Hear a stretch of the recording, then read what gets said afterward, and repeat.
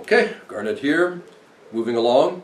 We're in the brain exercise category or section of the Neurolite Practical Guide for Beginners. This is the step-by-step commentary series. So let's go now to page 11. The progressive short 4-session protocol. Progressive. Well, you know, the hope, the idea is that as you're working in either the longer conservative 12-session design or the somewhat more demanding 4-session design, this person, you or whomever, is going to start to feel better. They're going to start to feel improvement. Now, how rapidly depends on too many factors to really consolidate into just like it's one thing. What other stresses do they have in their life? Really, how old are they? You know, how sick have they been? What was the injury? So the person will begin to feel, and they'll report, because of course you'll ask, or if it's yourself, you'll reflect on the fact that, wow, you know, da-da-da-da-da. So at a certain point, there's going to be a sense. And if you just feel like you're totally incapable of valuing that or assessing that, and I think you are, but if you just can't, then if you or the person at a reasonable level of light intensity and volume can stay present with a somewhat of a clarity of attention during each one of these repeatedly, that's a time when you can start to modify, start to move up.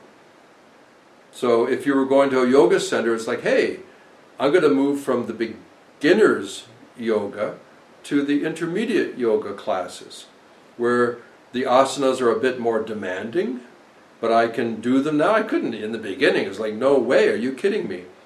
But now I'm getting strong, I'm getting more coordinated, I'm more flexible, my endurance is better, I'm going to move it up a notch. So that's what this page 11 progressive short 4-session. So it uses that 4-session model, but now you can see that I'm looking at number 1, page 11, number 1, moderate neuroplastic.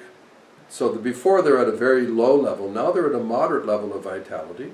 And you can see here, it still recommends that you use the brain food, the Nasolite. You know, I think anybody at least over 40, just on pure age, should use it on a regular basis. It's just like basic exercise is good, good food is good, good attitude is good relationship is good. This is good. All it does is help you feel better, and that's a good thing. So the brain gym, notice here that I'm saying not foundation coordination, but intermediate. That's pretty common sense. You know, you're moving up in demand, and the structure, the light sound structures are somewhat more demanding at the intermediate level, even though it's still coordination. Now, I think of it sometimes, and this is like a rough analogy, but the foundation is like learning the waltz. And intermediate is like learning like one of the like Texas-style cowboy line dance, which are a lot of fun.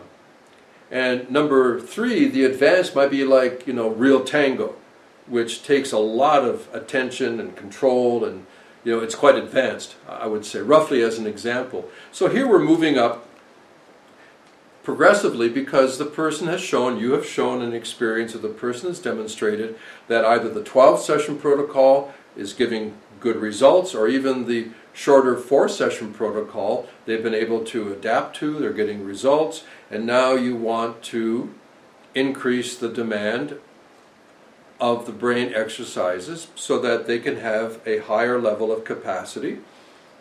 That's great. Okay, here, notice that it's still the number D, so I'm in 1D, brain gym, default mode network. It's like, well, that's just like before. Yeah, it is. The change here is that you have some creative flexibility. You have an opportunity here, if you want, if as they're progressing along, you can mix it up a little bit. And it says here in that sort of paragraph introduction, that item D, 3D, which is the brain gym default mode network, you can bring in something from the brain skills and substitute it here. That's interesting. the advice is to select from the foundation level in the brain skills. So be careful that you don't, scramble the eggs too much all of a sudden here. But look in peace category, look in mood, look in cognition, look in dependency has only one foundation, the after trauma. The exploration doesn't have any foundation because it's the whole principle of exploration. It's really where you're wanting to, go into the jungle or the mountains. And the idea of exploring the given is that you have a higher level of fitness, you have a higher level of capacity if you're going to go exploring. So in this model, I don't recommend bringing in anything from the exploration category. When you're wanting to build neuroplastic capacity here, remember your target. There's a lot of good fun ahead of you, but no sense in going out to play tennis and you rip your rotator cuff in the first game because frankly you really weren't strong enough. That's not enough. You can't rip your brain. So all that happens is you maybe feel some stress, maybe a headachy feeling or something or blah. That's about the extent of it. The real loss is just the loss of effect. The benefit is not there because you're not able to stay with it. So you have to sit out that dance. So, it's not, the example of tearing your rotator cuff is a poor analogy because it implies damage. You really can't damage using the light and sound. What you can get is you can get maybe some, oh, that was too much of a feeling. And you'll know that feeling. Or you just don't get the benefits, so it's kind of frustrating. So on one, A, B, C, it's straight ahead. Remember between the two, if the person is sliding sideways, instead of having them do eye closed between the 11-minute sessions, the compositions, have them sit up. Have them open their eyes at least. Check in, how you're doing, what's it feel like, do you still feel like you can be present, a little bit of that. I've got dogs here, so if you hear some barking, that's just the way it is.